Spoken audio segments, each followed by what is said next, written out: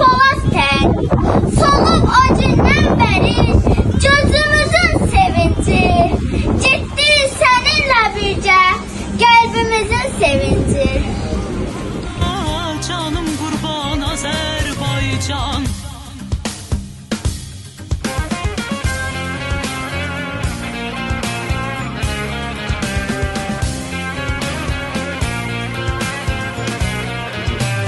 Hər uğurun gələcəyə bir yol açır. Hər dost elə xoş niyyətin işıq saçır.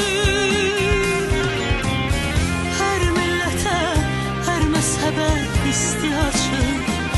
Qucağına canım qurban Azərbaycan. Neçə gizli sərvət yatır qucağında.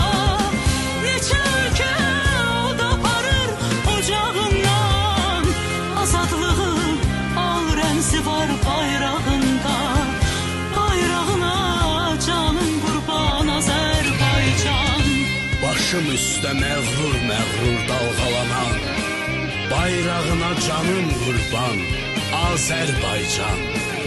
Ruhuma can, cismim üçün vətən olan, torpağına canım qurban Azərbaycan.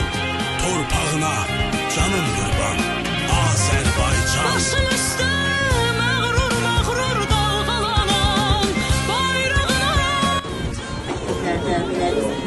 Təlimlərə qarşı çox sağ olun. Borcumuzdur. Əlbəttə ki, borcumuzdur. Bütün hamımızın, xalqımızın, millətimizin şəhidlərimizi tanıtırsınlar.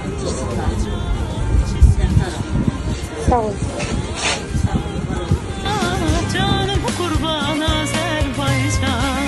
Ey ana Azərbaycan, düşmən bizə oyun qurdu, bir an etdi gözəl vurdu, umutsulara buz qurdu, içidir var Azərbaycan.